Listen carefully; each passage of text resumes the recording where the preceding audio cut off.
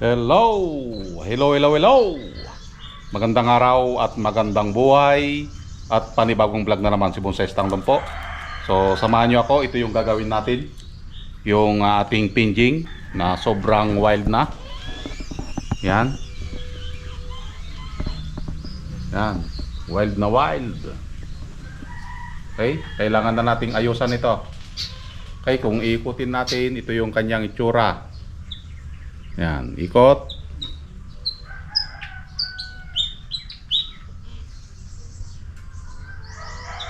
Yan, ikot.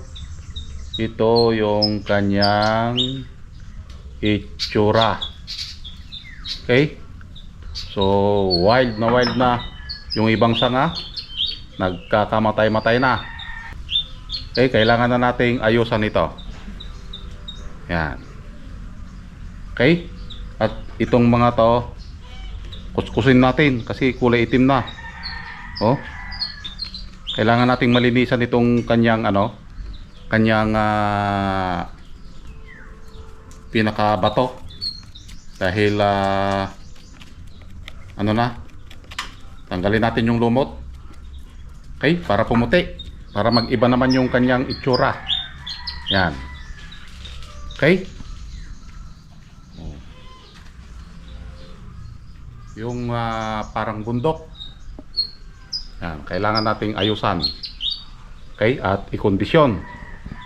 Okay? Samahan niyo ako, guys. Isa ito sa ating gagawin, yung i-wire yung lower part na branch dahil ito ay tumataas. So ibig sabihin yung araw ay kanyang sinusundan. Habang lumalaki ang sanga, ito ay tumataas dahil doon sa araw. So kailangan nating gupitan din ito dahil hindi na natin malaman kung bonsai pa ba o hindi na. Okay? Unti-unti nating ayusan at linisan dahil nakita nyo naman yung kanyang itsura kanina ay hindi na bonsai. Yan, tanggalin yung mga damo na tumubo, sobrang sukal na. Kapag masukal, hindi mo mai-enjoy. Agoy.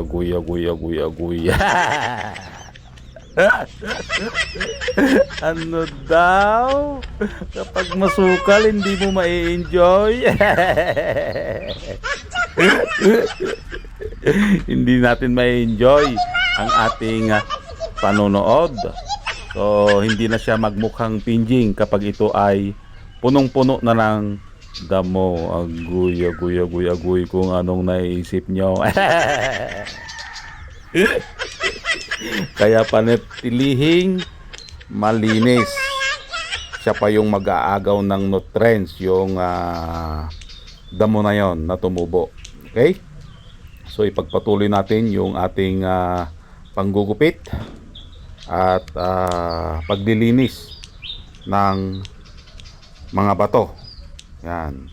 So lahat ng pwedeng itrim na natin dahil hindi na mukhang bonsai. So ganun ang bonsai, kapag ito ay mapabayaan, masisira yung kanyang itsura dahil bonsai is a living art. Mayroon silang buhay, lumalaki, yan, nadideform.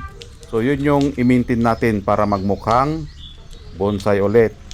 So napaka sensitibo din itong ganitong konsepto dahil napakadami mong aalagaan. Maraming faktor na pwede mong i-apply dito. Okay? Lalong-lalo na hindi lang iisa ang iyong puno. Yan. So kailangan din natin tanggalin yung mga lumot na tumigas or lumang lumot para malinisan naman itong ating bato. Yan, kailangan natin kuskusin. Isa pa yan sa dahilan na kinakapitan ng mga aphids. Yan. So kailangan mawas out yung kanyang libag. Agoy. Kailangan malinisan para swabing swabe. panoorin ang ating pinjing. Yan, so mabusisi. Okay?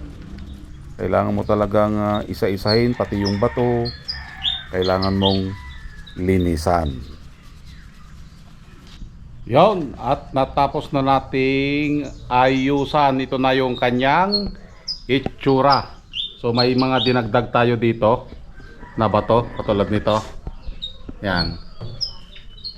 Yan yung mga dinagdag natin. Okay, dahil masyado nang na tanggal yung kanyang pagkakalagay noon. Okay, kaya nilagyan ulit natin. Yan. So, ito ay isang pinjing. So, napakahalaga yung pinjing na meron siyang perspective yun. Yan. Meron tayong malayong puno. Yan yung malayong puno. Okay? Tapos, kung ito naman yung malapit na puno. Okay? Yan. Para lumuwag yung ating paningin, dapat mayroon kang nakikitang malayong puno at malapit na puno. At kung iikutin natin, ito yung kanyang itsura.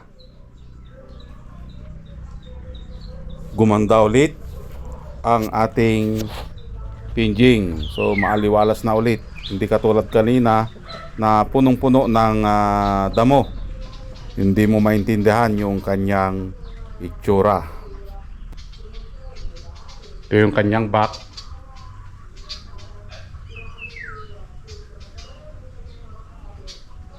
At ito yung kanyang harap. Yon. Okay? Papakita natin. Yan, para kang nandun sa dalawang bundok, pagitan ng dalawang bundok. Yan, yung mga dip natin. Dip 3, yung malayo. Yun, anong lalo na yun, yun nandun. Oh, dip 3 din yan. Okay? Yan. Yun. So, antayin na lang ulit natin na gumanda pa to. Pumapalpa yung kanyang mga sanga. Okay? So, maraming salamat at nasamahan nyo na naman si Bonsai Tanglong. Hanggang sa muli. We love you. Bye-bye.